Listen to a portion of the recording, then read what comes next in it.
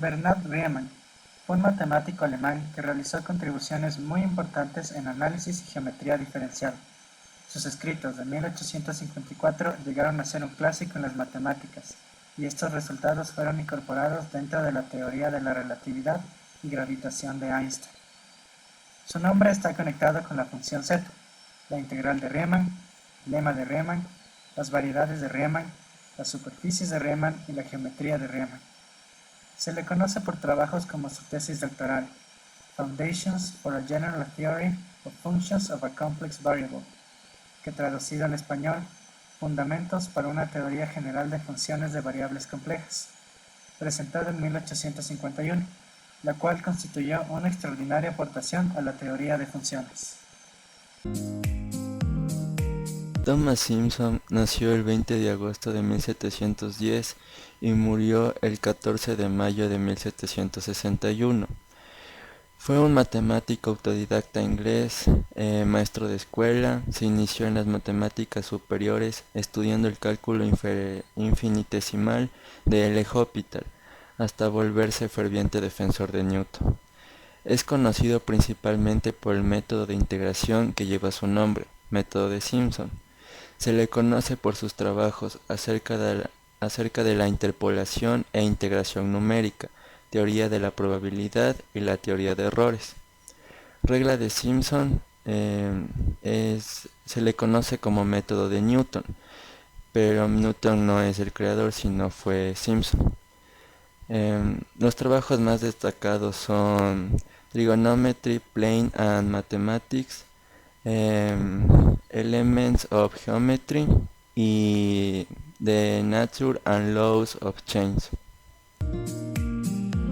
En este caso utilizamos la librería SIMPL como sim, que se va a utilizar para funciones trigonométricas y logarítmicas, en este caso nuestro ejercicio logarítmica. Función Newton-Raphson, con excepción en el denominador a cero. Eso controlamos con un try.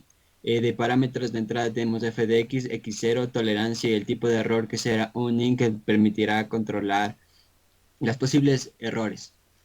Primero definimos x como símbolo de x. Luego calculamos el f de x0 con el subs de la función sims que nos permite. Luego calculamos la derivada, el g de x, que es x menos f de x dividido para la derivada.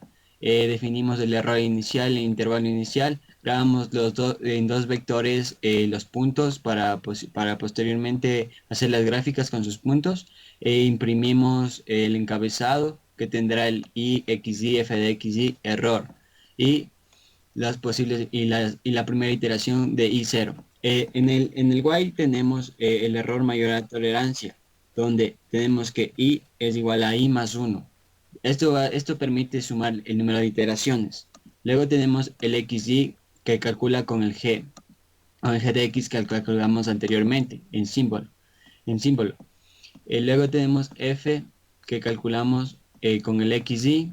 Luego vamos añadiendo a los vectores los dos puntos que hemos encontrado. Luego con un elif controlamos los posibles errores. En el caso del primer error es de relativo, el segundo absoluto y el tercero de la función. Imprimimos las iteraciones y cambiamos al final del while el x0 por xy para seguir haciendo. Luego la parte gráfica. En esta parte imprimimos las gráficas con plot y con los vectores anteriormente calculados. Luego le damos la respuesta y el error y los grabamos en un res, en un vector, con su x encontrado y su error encontrado. Gracias. Bueno, luego de haber definido la función de Newton-Raphson, creamos otra función llamada correr el programa, el cual va a tener un try que va a controlar las posibles excepciones que puedan surgir en nuestro algoritmo.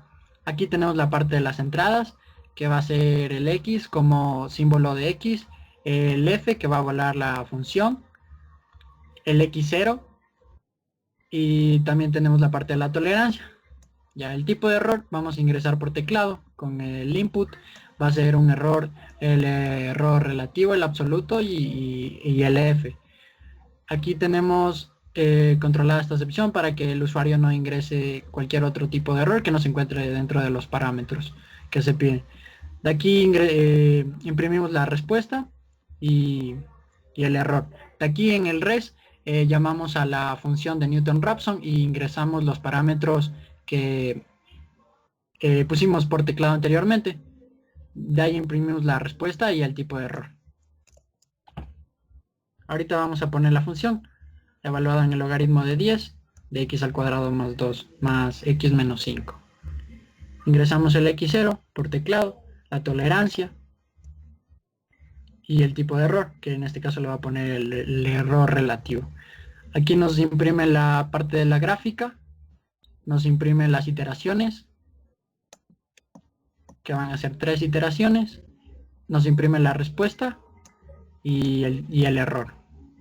De aquí se comenzó en 5.0 y las 2 iteraciones que están en naranja y en rojo, que convergieron al resultado.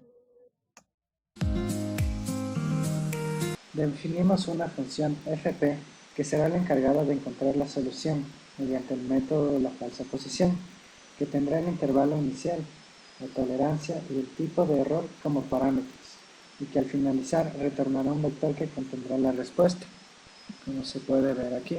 Utilizamos un try catch para atrapar los posibles errores de la ejecución del proceso. Definimos a x como una variable simbólica mediante la librería SymPy. Encontramos el valor en función del intervalo inicial. Definimos el error inicial. Definimos C1 como una variable auxiliar, que al principio tendrá el valor del intervalo inferior. Definimos i, el número de iteraciones, para el bucle while. Definimos los vectores para posteriormente graficar la solución. Con este if, controlamos que el intervalo inicial contenga la solución aplicando el teorema de Bolzano. A continuación, imprimimos el encabezado de la tabla. Utilizamos el bucle while, que calculará cada iteración hasta que el error sea mayor a la tolerancia dada, es decir, hasta encontrar la raíz. Autoincrementamos en 1, es decir, el número de iteraciones. Calculamos el nuevo punto mediante la fórmula de iteración. Evaluamos el nuevo punto en la función. Añadimos el nuevo punto y la función en ese punto en los vectores previamente mencionados. En este bloque de ifs anidados controlamos el tipo de error a calcular dependiendo de cuál escoja el usuario. Imprimimos los valores de cada iteración y volvemos a aplicar el teorema de Bolzano para saber si el nuevo intervalo contiene la solución, y depende de la respuesta hacemos el respectivo cambio de variable. Hacemos el cambio de variable de la previamente mencionada C1 para que guarde el valor de la raíz. El siguiente bloque de código es para graficar la función y los puntos encontrados en cada iteración. Guardamos la raíz y el error en sus respectivas variables, redondeando a 5 decimales para añadir ambos a un vector, el cual será la respuesta retornada por la función. Definimos la función correr fp, la cual arrancará el programa y llamará a la función fp previamente definida. Este método pide los datos al usuario para enviarlos como argumentos a la función fp. Definimos x para función simbólica. Leemos y evaluamos la función para que trabaje de manera simbólica. Leemos el intervalo inicial, la tolerancia y el tipo de error. Con este if, controlamos que el usuario ingrese solo los tipos de errores disponibles.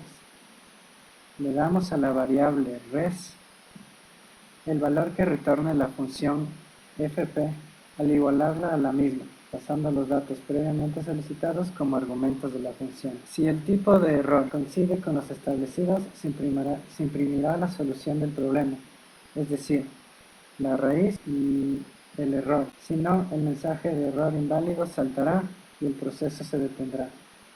Para finalizar, llamamos a la función correrFP que inicia el programa. Como podemos observar, aquí está la comparación de los dos métodos. Como podemos ver, la tabla de Newton-Raphson converge en la segunda iteración, pero la tercera iteración nos sirve para cumplir con la tolerancia impuesta por el usuario. Mientras tanto, tenemos la tabla de la falsa posición, que converge en 3 iteraciones, con una tolerancia de 6 por 10 a la menos 5, Como podemos ver, el método de Newton-Raphson es más preciso, ya que su error es cero y la falsa posición se está acercando a cero.